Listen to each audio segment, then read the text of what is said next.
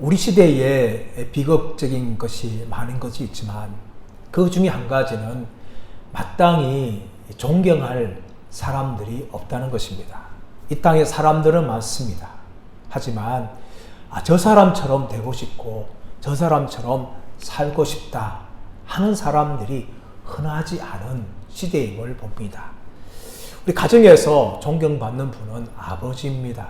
어릴 때는 정말 아버지가 능력이 많고 못할 것이 없으신 하나님과 같은 존재로 여겨집니다. 그러다가 우리가 점점 자라서 청소년, 중고등부 나이가 되면 아버지의 연약한 점이 한두 가지가 발견하고 또 실망스러운 모습을 보게 됩니다. 더 나아가서 청년 시절에 되고 나이가 들게 되어지면 아버지가 참 나약하구나. 아버지가 지고 있는 짐이 너무나 무겁구나. 아버지조차도 삶이 참 버겁구나 라는 것을 알게 됩니다.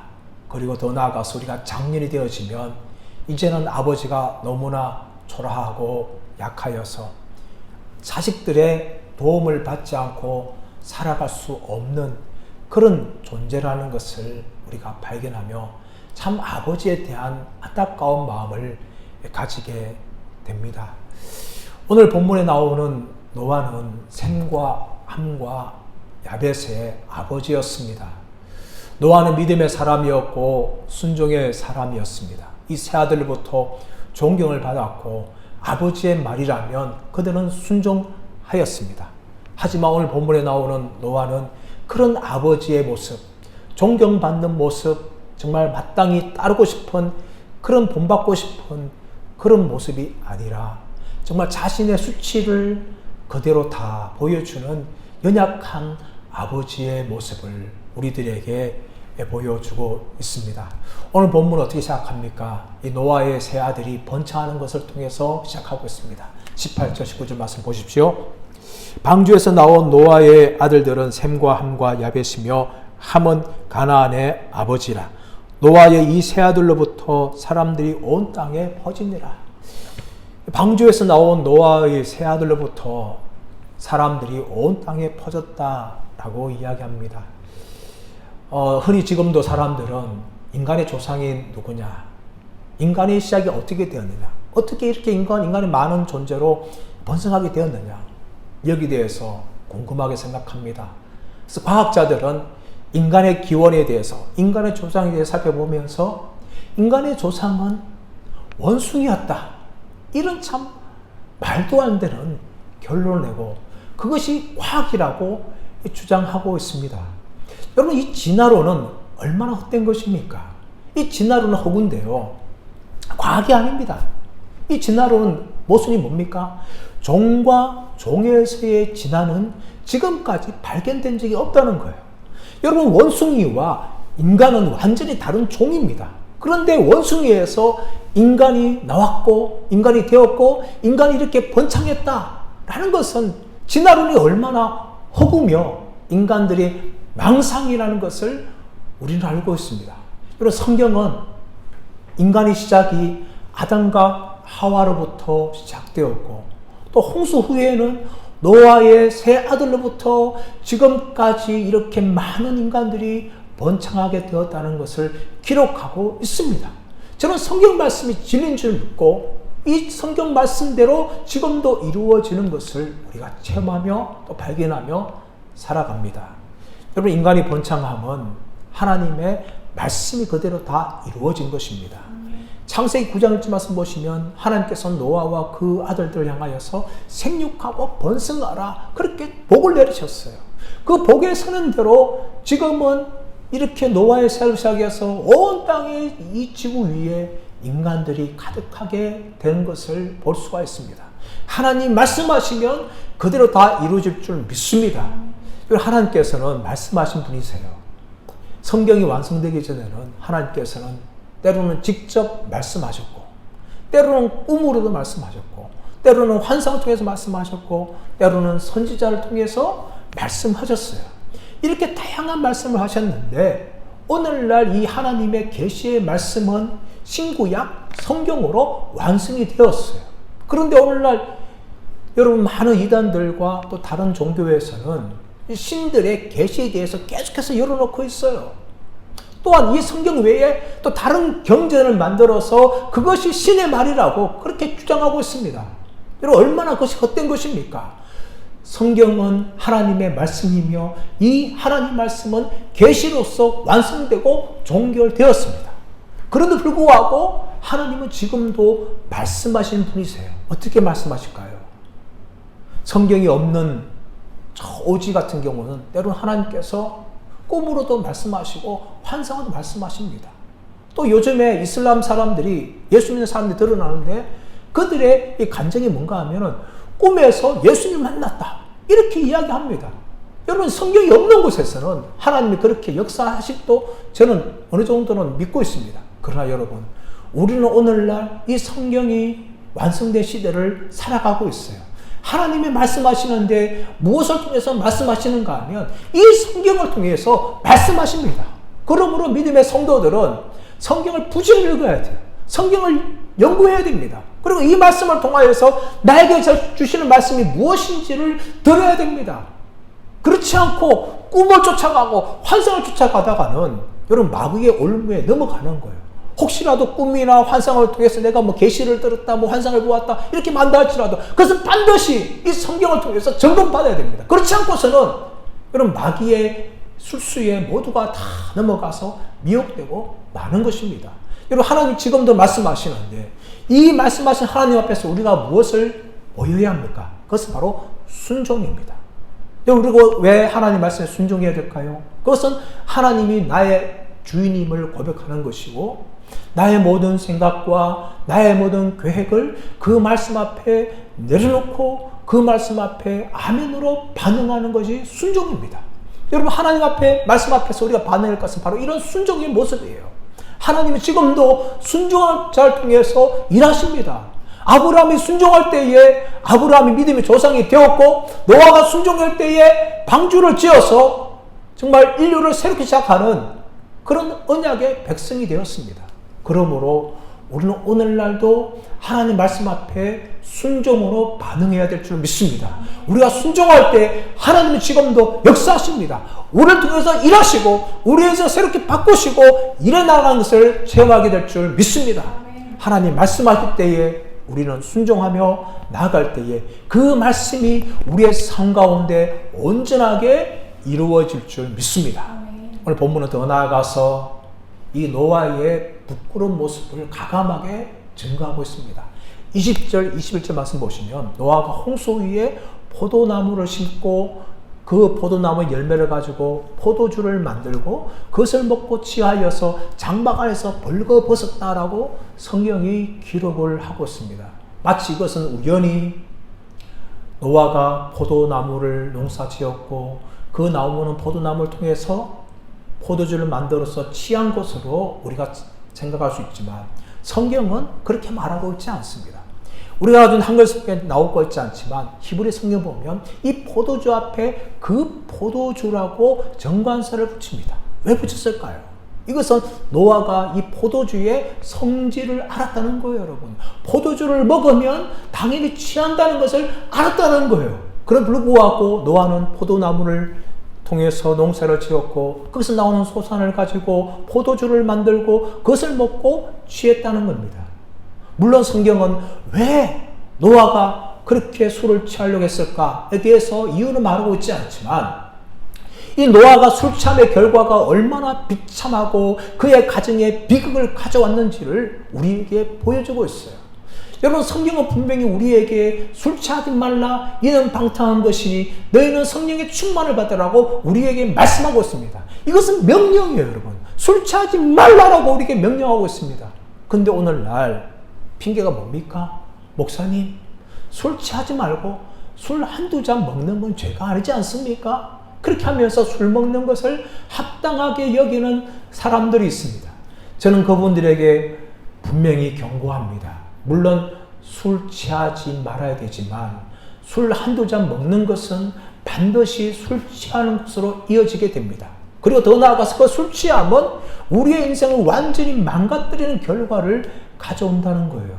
여러분, 모든 죄의 근원이 뭔가 하면은 우리 인간의 욕심이지만 또 한 가지 무엇인가 하면 이 죄의 시작은 술 취함부터 시작된다는 거예요, 여러분. 술 취하게 될 때 여러분 모든 죄를 짓는 것이 열려 있어요, 여러분. 특별히 여러분 술 취함은 무엇과 관련되어 있는가 하면 음란함으로 연결되어집니다. 술 취하게 되어지면 이성이 마비되어져요. 그리고 이성에 대해서 마음이 완전히 열려버립니다. 그래서 넘지 못할 선까지 넘어가게 됩니다. 그 술 취함이 바로 음란함과 관련되어 있고 오늘날 이 가정 파괴가 바로 술부터 먹는 것에 시작하게 된다는 것입니다. 그러므로 여러분 술 취하지 마시고 성령의 충만을 받으시기를 축복합니다. 여러분, 이런 노아의 술 취한 모습은요, 노아도 우리와 똑같은 범죄한 아담의 후손이라는 것을 우리에게 알려줍니다. 여러분, 성경은 노아에 대해서 당대의 완전한 자요 의로운 자였으며 하나님과 동행하였다라 하면서 노아를 굉장히 높여주었습니다. 그러나 여러분, 이렇게 높임받은 노아가 얼마나 추락을 하고 있습니까? 이제 술에 취하여서 자기 몸을 다 벌거벗고 수치를 드러내는 모습까지는 이 노아가 보여주고 있어요. 여러분, 인간은 바로 이런 존재입니다. 인간은 어떤 존재입니까? 하나님께서 붙들어주지 않으시고 하나님을 주시지 않는다면 결코 살아갈 수 없고 의로울 수 없는 존재라는 것을 우리에게 보여줍니다. 여러분, 하나님의 백성들이 죄짓지 않는 비결은 뭡니까? 하나님 안에 거할 때예요. 하나님은 우리를 붙잡아 주실 때입니다. 그럴 때만 우리가 넘어지지 않습니다. 이 당대의 완전한 자며 의로운 자 평가받았던 이 노아마저도 하나님의 은혜에 벗어날 때에 이렇게 술에 취하게 되고 자기의 온 몸을 드러내는 벗어버리는 이런 수치를 보여주고 있는 것입니다. 여러분, 노아만 그렇습니까? 믿음의 조상 아브라함은 어떻습니까? 자신의 아내 사라를 두 번이나 누이라고 하는 거짓말을 하는 이 비기열하고 비겁한 남자의 모습을 보여주고 있지 않습니까? 하나님 마음에 아파하는 다윗은 어떻습니까?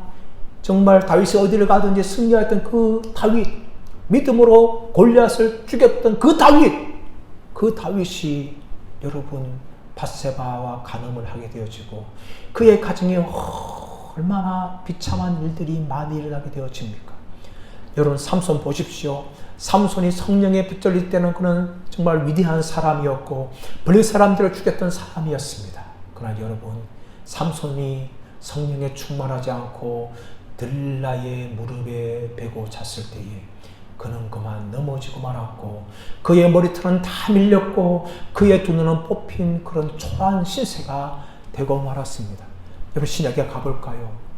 예수님 앞에서 주는 그리스도시요 살아계신 하나님의 아들입니다라고 고백했던 사도 베드로, 그는 믿음의 사람이었습니다. 그는 수제자였습니다. 그는 불구하고 그는 연약한 여종 앞에서, 사람들 앞에서 예수님을 3번이나 부인하는 그런 사람이 되고 말았습니다. 여러분, 이것은 무엇을 보여줍니까? 성경에 나오는 믿음의 위대한 인물들은 하나님의 은혜 가운데 있을 때만 그들이 믿음으로 살아갈 수 있다는 걸 보여줍니다. 오늘날 우리도 마찬가지입니다. 우리도 하나님의 은혜에 있을 때만 믿음의 사람을 살 수 있어요.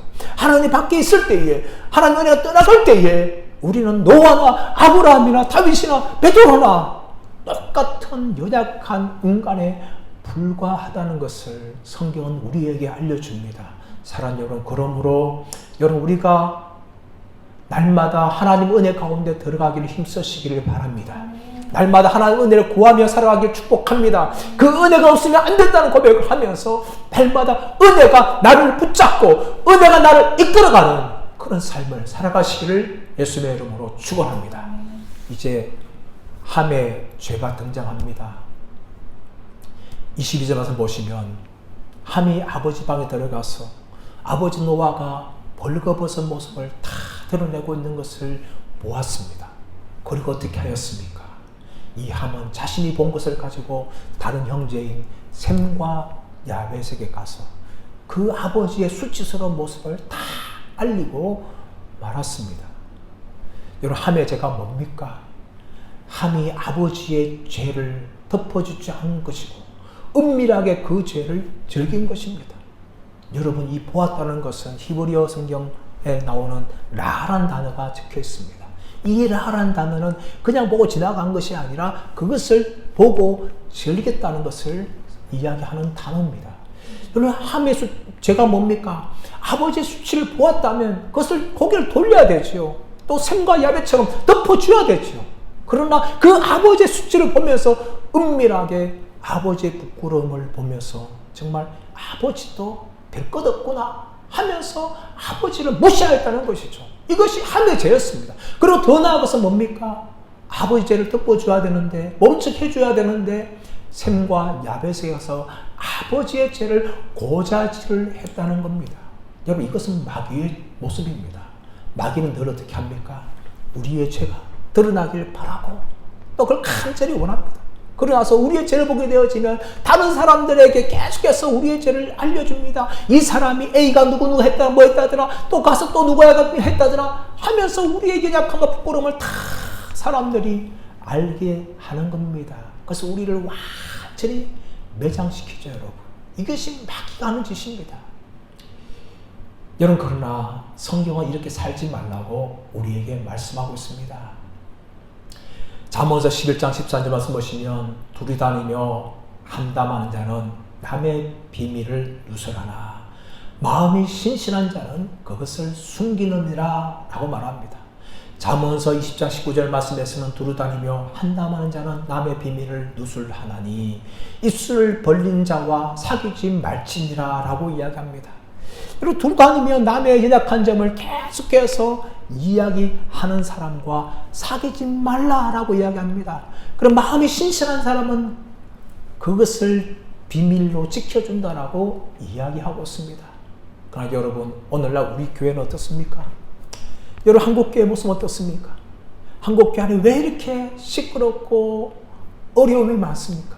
그것은 다른 사람들의 연약함을 보면서 그들의 죄를 보면서 그것을 덮어줘야 되는데 너무나 그것을 자랑한 듯이 남의 이야기에 대해서 이 사람 저 사람에게 옮겨갑니다. 그것이 교회의 문제를 일으키는 거예요, 여러분. 교회는 죄인들이 모이기 때문에 문제가 많은 곳입니다.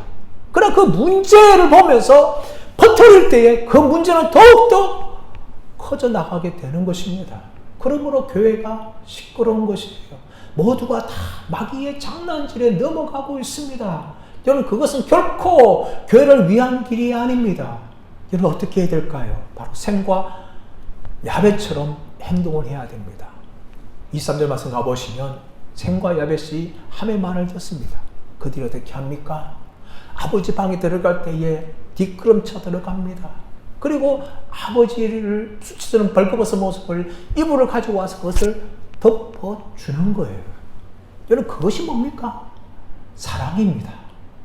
베드로전서 4장 8절 말씀 가보시면 무엇보다 열심으로 사랑할지니 사랑은 허다한 죄를 덮느니라 라고 이야기합니다. 여러분, 사랑은 거창하지 않아요, 여러분. 사랑, 우리가 무엇인가 적극적인가 해서 나에게 한번 베풀어주고, 물론 그 사랑이지요. 그러나 사랑의 시작은 무엇입니까? 남의 허물과 남의 죄를 덮어주는 것이 사랑이에요, 여러분.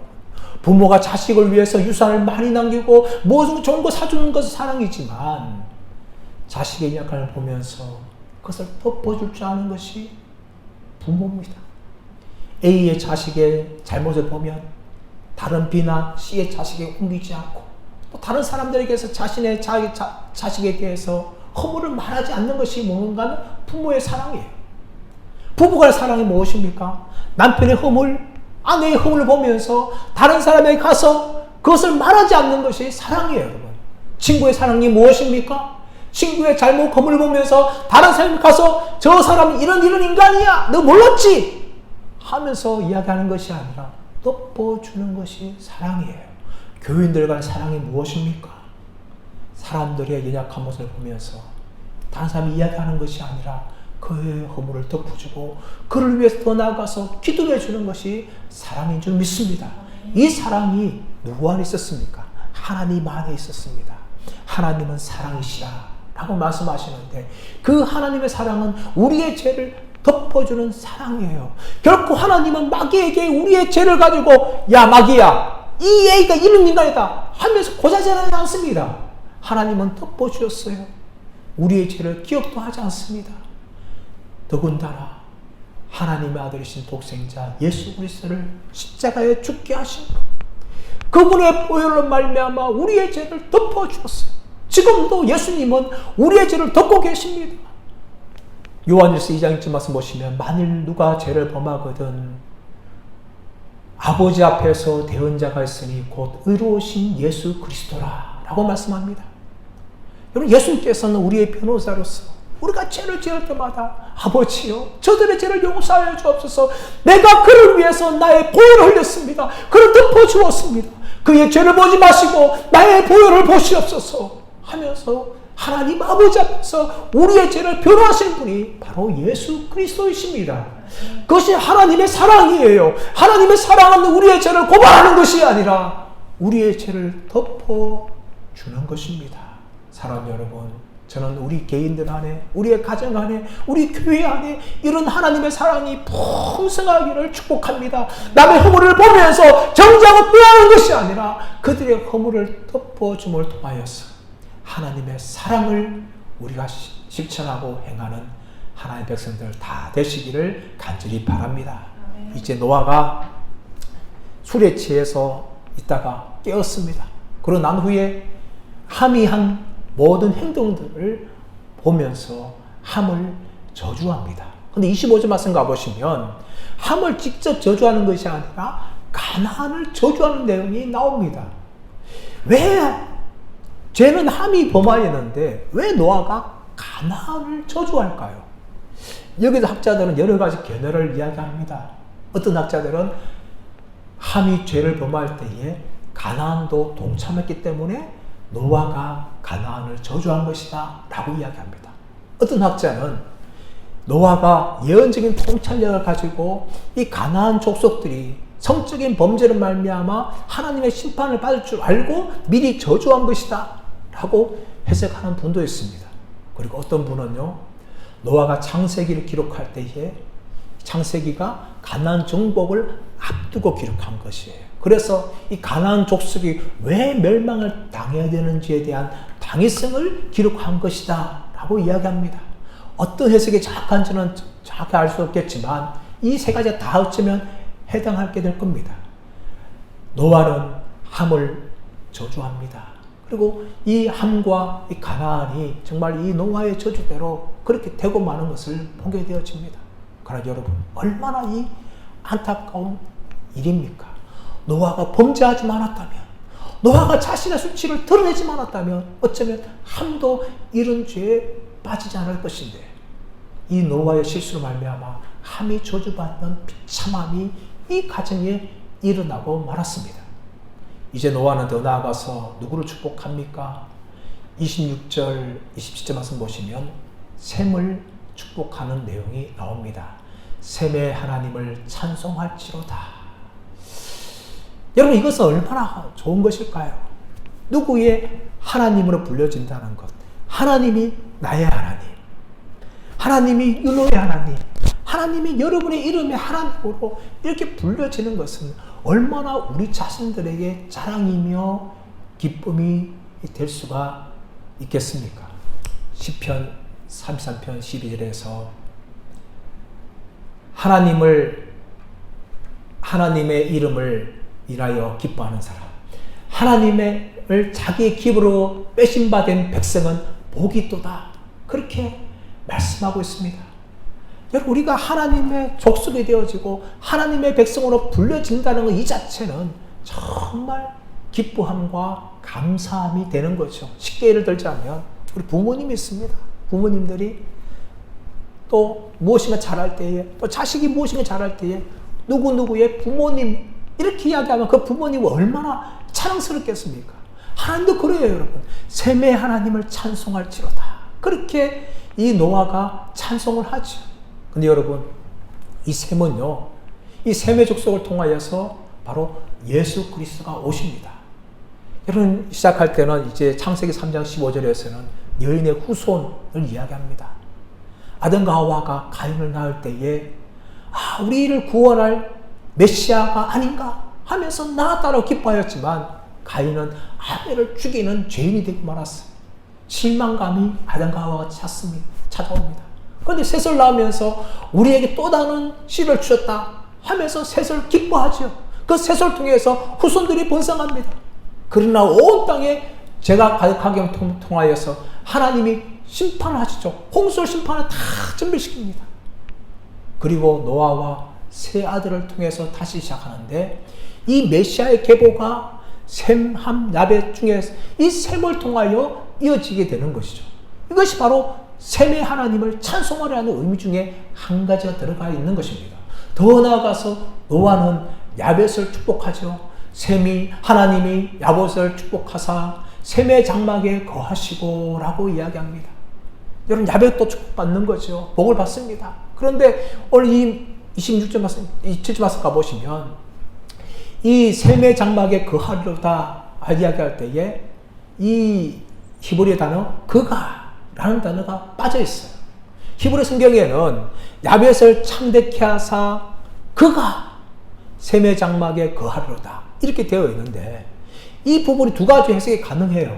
이 거하리라는 동사가 이 칼령으로 동사로 번역될 경우에는 이 야벳이 셈의 장막에 거하는 것을 의미합니다. 그런데 히필령 수동용으로 될 때에 하나님이 셈의 장막에 거하리로다 이렇게 번역이 가능한 거예요. 그렇다면 어떤 번역이 더 옳은 번이냐 볼 때에 칼령으로 거하리로다 동사로 해석하는 것이 오히려 합당합니다. 왜냐하면 이 뜻 말씀 보시면 셈을 축복하는 것이 아니라 야벳을 축복하는 거예요. 그래서 하나님이 야벳을 창대케 하사 야벳이 셈의 장막에 거하리로다. 오늘 성경에 번역된 대로 번역하는 것이 합당한 번역입니다. 이렇게 노아는 술에 깬 후에 함을 향하여서는 저주를 하였지만 셈과 야벳을 향하여서 복을 선언하였습니다. 이것이 노아가 마지막 한 일이에요. 그리고 28절, 29절 말씀 보시면 노아의 인생의 마지막을 기록하죠. 28절 보십시오. 홍수 위에 노아가 350년을 살았고 그의 나이가 950세가 되어 죽었더라. 홍수 후에 노아가 350년을 살았고 노아가 950세에 죽었더라. 여러분 9장 18절 시작할 때 홍수 후에라고 시작합니다. 홍수에 얼마나 지나서 한지 모르겠지만 홍수가 다 끝난 후에 얼마 되지 않아서 노아가 포도나무 농사를 지은 것으로 우리는 추측할 수 있어요. 그렇다면 여러분 이 350년 동안 이 노아의 인생에 기록된 것은 이 본문이 유일한 거예요. 여러분 350년 동안 얼마나 많은 일이 있을 수 있을까요? 노아가 하나님 위해서 한 거라든지 자식들과 한 거라든지 얼마나 많은 것들이 기록될 수 있을까요? 그러나 성경은 그 부분을 다 기록하고 있지 않습니다. 350년 동안 한 일에 대해서는 이 노아의 부끄러운 모습, 노아의 수치스러운 모습만 기록되어지고 그리고 노아의 인생을 죽음으로 마무리합니다. 여러분 이것은 얼마나 노아에게는 안타까운 일입니까? 노아를 시작할 때 굉장히 성경은 노아를 높이 평가하였습니다. 당대의 완전한 자요 의로운 자며 하나님과 동행한 자다 이렇게 노아에 평가를 하였어요. 그리고 노아는 홍수 후에 새로운 아담이었습니다. 근데 여러분 이런 위대한 믿음의 사람이었던 노아가 이 350년 동안 그의 인생에 마지막 남긴 것은 수치스러운 모습을 그의 인생에 남겼다는 거예요. 사랑하는 여러분, 이것은 우리에게 많은 교훈을 주고 있는 것입니다. 우리가 인생의 전성기를 잘 살아가는 것 중요합니다. 그러나 여러분, 우리의 인생의 후반전과 마지막을 어떻게 살아갈 것인가 하는 것은 더욱더 중요합니다. 오늘날 여러분 노후 대책에 대해서 노후 준비에 대해서 많은 것들을 이야기해요. 그 대부분이 뭡니까? 노후를 행복하게 살기 위해서는 돈을 이만큼 준비해야 되고 재테크를 이만큼 해놔야 된다. 이것이 전부예요, 여러분. 저는 그것만으로는 진정한 행복을 누릴 수가 없습니다. 노후에 우리가 어떻게 살 것인가를 우리는 고민해 봐야 됩니다. 인생의 전반기, 인생의 전성기를 잘 사는 것도 중요하지만 우리의 후반기와 우리의 마지막을 어떻게 살아가는 것이 어쩌면 더욱더 중요한 것이라는 것입니다. 미국의 제39대 대통령인 지미 카터가 있습니다. 이분은 1977년부터 1981년도 4년만 재임을 하였고 재선에 실패하였습니다. 미국 역사상 어쩌면 가장 초라한 대통령으로 평가받은 사람이 이 지미 카터였어요. 그러나 여러분, 이 지미 카터는 대통령 후의 인생이 더욱더 아름다운 인생을 살아갔습니다. 그는 헤비타트 운동을 통하여서 집 없는 사람들을 위하여서 집을 짓는 선한 일을 하였고, 세계 곳곳에 분쟁이 날 때마다 평화사절단에 가서 각국 정상들의 만남을 통하여 전쟁을 종식시켰습니다. 그래서 노벨 평화상을 받았던 사람이었습니다. 대통령 재임할 때는 국민들에게 인기가 없었고 또 훌륭하지 못하여서 재선에 실패하였지만, 그런 대통령 후의 인생이 더욱더 정말 많은 사람들에게 도전을 주고 인정받는 삶을 살고 있습니다. 이 지미 카터의 나이가 올해로 99세랍니다. 아직까지 생존하세요. 물론 암을 겪었지만 암 사기도 극복하고 지금 장수의 복을 누리고 있습니다. 그러나 그분의 인생의 복은 이 장수의 복보다 그의 인생의 후반기가 더욱더 아름다운 삶을 살았다는 것입니다. 대통령 재임할 때보다 더 국민들에게 사랑받고 세계적으로 존경받는 이런 인물로 살고 있다는 것, 그것은 지미 카터의 인생에 정말 큰 복이라는 것을 우리가 알 수 있습니다. 사랑하는 여러분, 우리의 인생의 전반기 참 중요합니다. 그러나 우리의 인생의 후반기와 우리 인생의 마지막을 어떻게 살 것인지를 우리는 진지하게 고민하며 살아가야 합니다. 그리고 끝까지 잘 살아가야 됩니다. 우리 신앙도 마찬가지지 않습니까? 신앙을 보게 되어지면 유년주일학교 또 중고등부 때는 교회를 잘 다니다가 청년 때 또 대학 때 되면은 신앙을 잃어버리고 세상으로 나가는 사람들이 있습니다. 또 어떤 사람은 청년 대학 때까지 뜨겁게 잘 믿다가 직장 생활하고 결혼 생활하고 사회생활 하면서 신앙을 버리는 사람도 있습니다. 또 어떤 사람은 또 중년까지 잘 살다가 삶의 고난을 맞이하여서 신앙을 잃어버리고 세상으로 가는 사람들이 있습니다. 이런 사람들은 처음은 시작은 좋았습니다. 중년까지는 좋았습니다. 그러나 그들의 인생의 후반기와 마지막이 아름답지 못하고 있습니다. 사랑하는 여러분, 저와 여러분은 어떤 믿음의 길을 걸어가고 있습니까? 노아는 삶의 전반기에 600세까지는 위대한 믿음으로 살았지만 마지막 350년은 정말 초라한 인생으로 끝나고 말았습니다. 우리의 인생의 전반기를 위대하게 살아갔다면 우리의 인생의 후반기도 믿음으로 살아가시는 저와 여러분들 되시기를 축복합니다. 그래서 우리의 인생의 정말 마지막까지 믿음으로 살았다, 이런 평가를 우리의 후손들과 우리의 가족들과 우리 믿음의 동지들에게 함께 받으면서 끝까지 믿음으로 성공하는 저와 여러분들 되시기를 예수의 이름으로 축원합니다.